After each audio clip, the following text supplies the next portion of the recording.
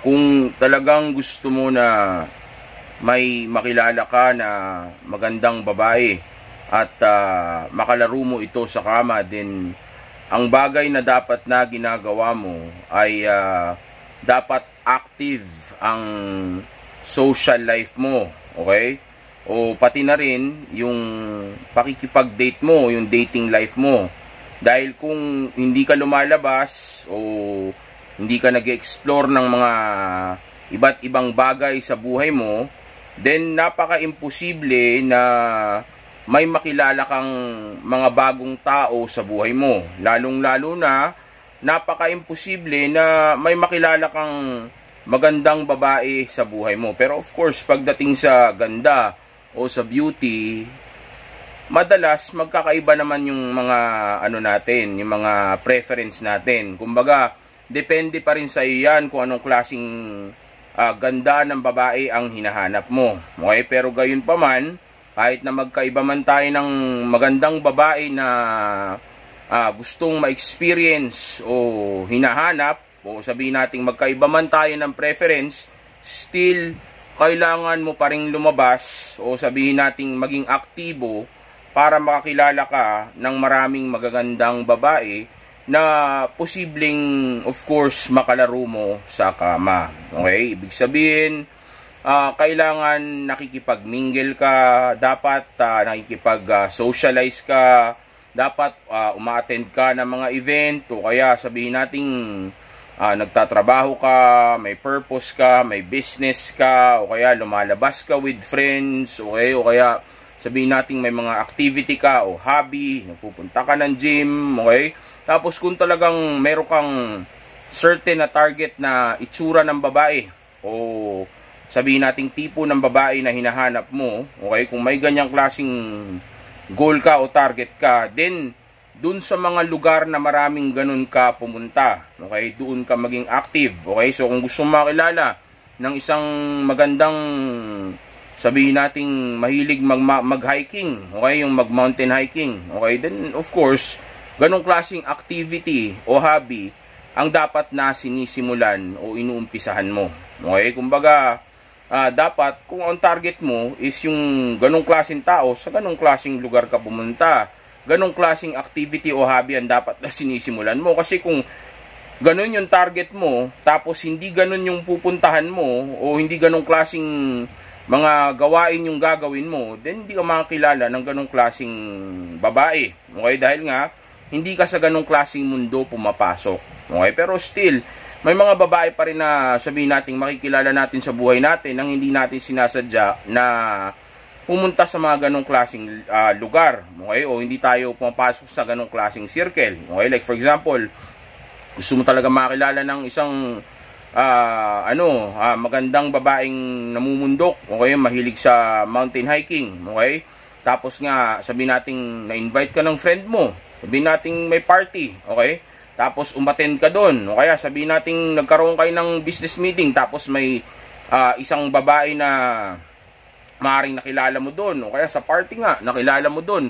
Na ganun din pala yung niya, yung trip niya, di ba? Mountain hiking din pala, tapos maganda siya. So, doon, pwede ka makilala ng babae sa ganung klaseng way. Okay? Pero still, makikipag-usap ka pa rin, di ba? Dapat attractive ka pa rin, dapat may game ka pa rin, may diskarte ka pa rin, may confidence ka pa rin, di ba? Dapat kapag ka nag-usap kayo nito, may malalaman siya sa'yo na magpapa-impress sa kanya. Like for example, yung status mo, yung money mo, di ba? Kumbaga, kapag ka nakausap ka niya, malalaman niya na high value male ka. Okay? Pero ang ibig sabihin ko dito still is yung dapat pa rin maging active ka. Okay? And also at the same time, self-improvement pa rin ang importante. Okay? Kasi kung hindi ka magse-self-improve, then paano ka magiging attractive sa looks, and lalo na pati sa game, paano ka matututo ng game, o paano mo malalaman kung ano yung mga tamang diskarte kung hindi mo ayusin yung sarili mo, o hindi mo idadagdag yung game sa arsenal mo, o sa sabihin nating sandata mo, di ba, para makuha mo yung gusto mo, di ba, o sa pagkatao mo. So importante yun. So parte yun ng self-improvement. So, importante pa rin na mag-improve ka. Importante pa rin na maging successful ka. Pero again, ang gusto mo na makilala yung babae na hinahanap mo, o uri ng magandang babae na hinahanap mo, then kailangan mong maging active. Okay, kailangan kang lumabas ng bahay. Hindi po pwedeng lagi kang nasa bahay o kaya nagtatrabaho ka lang palagi. Okay, kumbaga bahay trabaho lang ang buhay mo. Okay, tapos mag-expect ka na may makikilala kang magandang babae o uri ng babae na hinahanap mo sa loob ng bahay ninyo. Okay, sabihin natin sa loob ng trabaho ninyo. Well, pwede rin. Okay, let's say katulad nga nag-business meeting kayo. Kung sabihin natin nasa trabaho ka, tapos nag-meeting kayo ng mga boss mo, tapos may isa pala doon sa mga katrabaho mo, katulad pala nung hinahanap mo, pwede ring mangyari yun. Pero napakaliit ng chance, okay? Na may makilala kang ganong klaseng babae doon, okay? Pero kung gusto mo na may makilala talagang babae na katulad nung hinahanap mo at marami yung gusto mo maging option na ganon, then pumunta ka o gawin mo yung mga ganong klaseng activity, okay? So kung mahilig naman sa kotse, tapos mga model yung hinahanap mo, din punta ka sa mga car show, 'di ba? O kaya mga party, okay? Kung may private party na katulad ng sabihin nating description ng babae yung party na o description ng babae mo na hinahanap yung party na iyon, din pwede ka doon pumunta, 'di ba? Like for example, party pala yun ng mga magagandang modelo, 'di ba? Mga matatangkad na modelo, mga Asian na model, 'di ba? Tapos ganun yung hinahanap mo, din kung ka pumunta. Okay? Kumbaga, kailangan mong maging active. Okay? Kung mahilig ka sa sports at gusto mong babaeng mahilig sa basketball yung makadate mo o makuha mo, din pumunta ka sa mga ganong klaseng event kasi nandudun siya. Okay? Sa ganung way mo lang makikilala itong mga to. Okay? At of course, papasok pa rin yung self-improvement nga, yung importance ng self-improvement para para sabihin natin siguradong makukuha mo yung babae mo, okay? And napaka-importante na marunong ka sa game. Dapat alam mo yung sasabihin mo, alam mo yung gagawin mo, alam mo kung paano i-handle yung conversation ninyo, ano yung mga iiwasan mo, okay? Anong diskarte, okay? Kaya importante yung game na iyan, okay? So kailangan active ka, kailangan sabihin natin, and also at the same time pala, ito yung gusto kong sabihin, kasi kanina pumasok na naman to sa utak ko eh, hindi ko lang kagad nasabi sa inyo. Na-mention ko kanina yung tungkol sa trabaho. Again, kapag ka, o katrabahong babae, kapag ka ang babae ay katrabaho mo, tablahin mo yan. Okay? Dahil napakaraming pwedeng mailagay sa risk o sabihin nating mailagay sa kapahamakan kapag ka nagkaroon ka ng karelasyon o relasyon sa isang katrabaho mo. Okay? Tandaan mo, source of income mo yan. Okay? Diyan mo pwedeng maabot ang mga pangarap mo. So, kung maapektuhan yung resource mo na yan, okay, nang dahil sa babae, then, malaki ang tsansa na mawala ito sa iyo o masira ito. Isipin mo, pag yan ang nawala, nang dahil sa babae, like for example, dahil nag-away kayo sa loob ng office, o kaya sabihin natin naapektuhan na yung trabaho mo, dahil lagi kayo nagkikita doon, sabihin natin kahit magkaaway kayo, nagkikita kayo palagi doon, sabihin natin naapektuhan yung trabaho mo, then ano mangyayari? It's either pareho kayo mawala o magkaroon kayo ng mga conflict o issue sa loob ng trabaho ninyo o kumpanya ninyo, okay, nang dahil lang sa relasyon ninyo. Okay, so umiwas ka dyan sa mga babae na katrabaho mo. Okay, doon lang tayo sa mga hindi mo katrabaho. Tsaka isa pa, mabilis mawala yung mga ganyang klaseng babae at saka masakit sa ulo. Okay, problema yan kasi nga walang mystery. Okay, lagi kayo nagkikita tapos sabihin na rin natin na pa nga, yung hindi mo siya nagagawa nga mag-wonder, hindi nagkikreate ng drama, walang emotional turmoil, hindi madalas. May mga times, okay? Pero hindi madalas. Okay, bagay na makakatulong para sa iyo na mas mapa-inlove yung babae dahil ito yung magpapa-invest sa kanya sa iyo, okay? Gamit yung utak at sabihin nating pagwa-wonder nga kasi nga sa iyo. Okay, kumbaga, dahil hindi kayo madalas magkasama, iniisip-isip ka niya. Diba? Hindi ka tulad na lagi kayo magkasama, hindi ka laman ng utak niya. So, paano ngayon siya mag-i-invest ng time niya sa iyo? Which is actually yung pinaka-valuable asset ng isang tao. Diba? Binibigyan natin ng importansya sa lahat, which is yung time. Diba? So, paano mo ngayon magagawa na mapag-invest siya ng time para mas ma-inlove siya sa iyo o para mas tumaas ang value mo sa kanya, okay? Kung lagi kayo magkasama, kasi hindi nga siya mag-iisip sa iyo, diba? Hindi siya, hindi kanya mamimiss, 'di ba? Hindi siya magwa-wonder, walang mystery, 'di ba? Hindi yung sabihin natin ang impact pag nagkita kayo is ang sarap ng feeling niya kasi nga na-miss ka niya, 'di ba? Walang ganoon, maraming mawawalang benepisyo nang dahil sa magkasama kayo palagi o lagi kanyang nakikita. Okay, so hindi advisable yan, napakadelikado niyan, okay?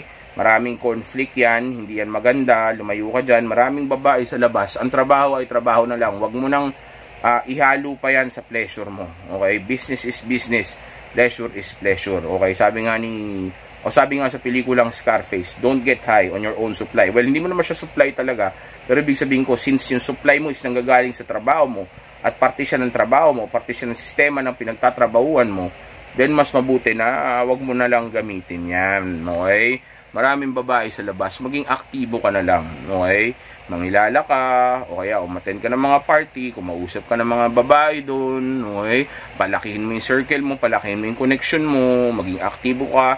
Huwag kang matakot na mag-umpisa o mag-try ng mga bagong hobby o bagong bagay o bagong purpose in life. Okay, para marami ka rin mga tao makikilala na bago sa buhay mo. Okay, mga bagong tao na panigurado na magpapasaya din naman sa iyo, okay, o magiging parte ng buhay mo dito sa mundo. Okay, so lumabas ka, okay, wag maging aktibo ka, wag kang magkulong lang sa bahay, wag mong gawing boring ang buhay mo. At least kahit isa o dalawang beses sa isang linggo, aktibo ka. Okay, kumbaga at least nakikipag-date ka o kaya you hang out with your friends, okay? Mag-ano kayo, enjoy kayo, okay? Di ba kailangan inuman palagi? Meron namang ibang mga, di ba, trip, basketball, gym, di ba? Travel, surfing, di ba? Ang daming pwedeng gawin, okay?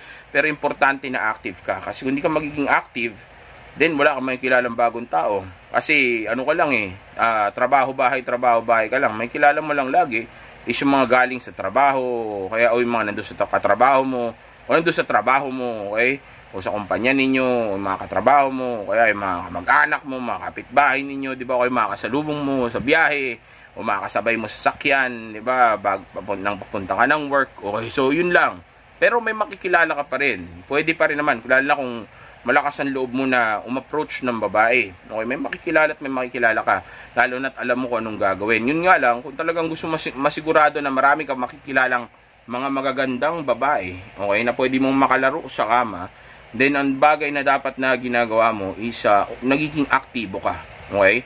And also, kung mas marami ang makikilala mo magagandang babae at malalaman ito ng ibang mga magagandang babae sa paligid, lalo na ng mga ibang magagandang babae na kadate mo, then malaki ang maitutulong nito sa iyo para itong mga ibang magagandang babae sa paligid mo at yung ibang dinidate mo ay mas lalo ka pang magustuhan. Kasi nga makikita nila na may ibang mga magagandang babae na ka-level niya o mas mataas pa yung level sa kanya na nagkakagusto sa iyo. So, ibig sabihin, pre-selected ka, na-screen ka na, okay? May something sa iyo na nagugustuhan ng iba, so gusto rin niya i-try yun. Okay? And also at the same time, mawawala na yung pag-aalinlangan niya na baka masamang tao ka o sabihin natin baka hindi ka kagusto-gusto ng iba. Okay? Ibig sabihin, kung nagustuhan ka na iba, pwedeng bigyan kita ng chance, di ba, na magustuhan ko din o subukan kong gustuhin o kilalanin dahil nga nagustuhan ka ng iba. Kumbaga may social proof na eh.